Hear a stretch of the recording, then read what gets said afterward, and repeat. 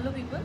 तो today is my fourth day of making this video series और आज मैं बात करूँगी ज्योग्राफी के बेसिक कॉन्सेप्ट कैसे कवर करने हैं. आप क्या करिए, एक्चुअली ज्योग्राफी के एनसीईआरटी में और इकोनॉमिक्स के एनसीईआरटी में बहुत ही फ़र्क है +2 लेवल की. इन ज्योग्राफी के एनसीईआरटी में जो इकोनॉमिक्स के एनसीईआरटी में हर बेसिक को बहुत एक्सप्लेन किया. अगर उन्होंने इन्फ्लेशन समझाया है तो उन्होंने पूरा इन्फ्लेशन का प्रोसेस समझाया है. उन्होंने मनी समझाया है तो उन्होंने पूरा ओरिजिन समझाया है, कहानी के फॉर्मेट में समझाया है. Then they have even gone to like a level की उन्होंने यील्ड कैसे अचीव होती है उसके लिए पूरा सेंटर एक पूरा पेज लिया हुआ है. बट ज्योग्राफी के एनसीईआरटी में नहीं है, वहाँ शब्द फेंके हुए हैं. तो जब आप पहला चैप्टर स्टार्ट करेंगे और एकदम से यूनिवर्स के बारे में आएगा जो कि आप थोड़ा सा रिलेट भी नहीं कर पाएंगे, तो आप उस चैप्टर को अब ऐसा होता है, फिर हमारी टेंडेंसी होती है कि हम बोर हो जाते हैं और फिर हम वापस जब भी स्टार्ट करेंगे तो आप उस फर्स्ट चैप्टर से स्टार्ट करेंगे. आप क्या करिए, आप सीधे स्विच कर लीजिए सेकंड चैप्टर पे जहाँ पे कॉन्टिनेंट्स वाली कि कॉन्टिनेंट कैसे बिल्ड होते हैं, या फिर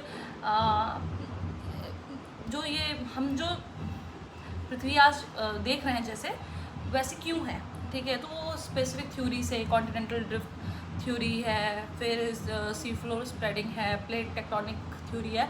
वो सब आपका एकदम बेसिक से कवर करते जाएंगे और वो आप रिलेट कर पाएंगे. जब आप कॉन्टिनेंटल ड्रिफ्ट थ्योरी देखेंगे तो उसमें बहुत सारी चीज़ें होंगी जो आपको याद नहीं रखनी पड़ेंगी. You will be able to relate with it, क्योंकि आपने दुनिया का मैप देखा है.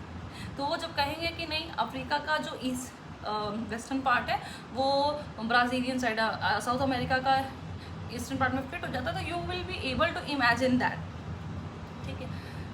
अगर आप वैसे स्टार्ट करिए और इसको पढ़ने के बाद जहाँ पे ये पूरी थ्योरीज ख़त्म हो जाएंगी, आपका सी फ्लोर स्प्रेडिंग ख़त्म हो जाएगा, आप ओशियोनोग्राफी पे स्विच कर जाइए and skip the in between, क्योंकि बीच में बहुत मंडीन चैप्टर्स हैं. मिनरल्स है और मतलब ऐसी चीज़ें हैं कि रॉक का फॉर्मेशन है, फिर they have talked about the forces also. That is very important. You have to go there and start. But इसको पढ़ने के बाद अगर आप ओशनोग्राफी को कॉम्प्लीमेंट करेंगे तो बहुत ही टेक्निकल सा है. तो और एक बार अगर बेसिक की क्लैरिटी आ जाएगी तो भूलने में बहुत मुश्किल है.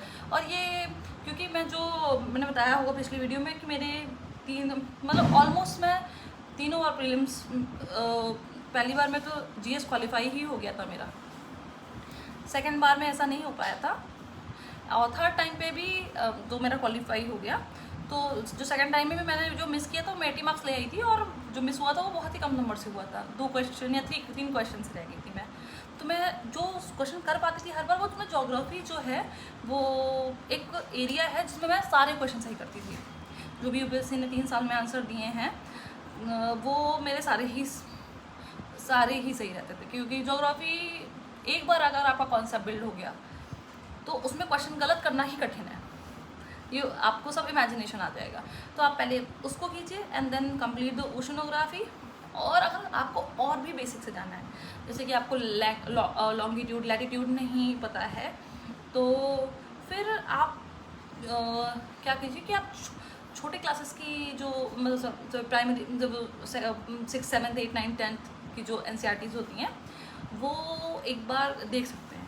पर अदरवाइज़ अगर आपको एक बेसिक नॉलेज हो गया कि अच्छा ये लॉन्गिट्यूड है, ये लैटिट्यूड है और ये टाइम जोन्स हैं, ठीक है, और तो उसके बाद 11th की एनसीईआरटी जैसा कुछ भी नहीं है. और ऐसा नहीं है कि हर चीज़ एक सोर्स से वैसे ही पढ़ी जाए, आपको सब कुछ लाइन से मिलता जाए.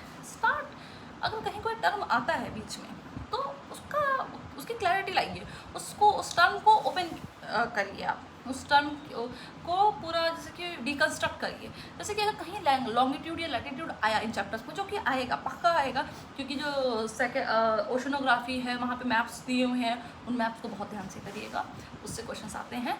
तो वहाँ पे लिखा isotherm on this latitude longitude, तो you should know about longitude latitude. You should know कि व्हाट इज़ आइसोथर्म, ठीक है. यू शुड नो कि अच्छा ठीक है वो ITCZ है क्या. तो दीज आर द कॉन्सेप्ट मतलब आपको पहले से मतलब नहीं पता होना, पहले से तो किसी को नहीं पता होता है, पर उसकी क्लैरिटी आप गूगल कर लीजिए. चैट जीपीटी का बहुत अच्छा यूज़ हो सकता है इन सब जगहों पे. पर पढ़ने पढ़ने के लिए हमेशा चैप्टर 1 से स्टार्ट करना ज़रूरी नहीं है। एक चैप्टर पढ़ के उसको एक सेक्शन कंप्लीट कर लीजिए और जिस पे आपको ग्रिप हो जाए, ताकि आपको कॉन्फिडेंस हो जाए और आपको हर बार फर्स्ट चैप्टर पे ना जाना पड़े। Thank you.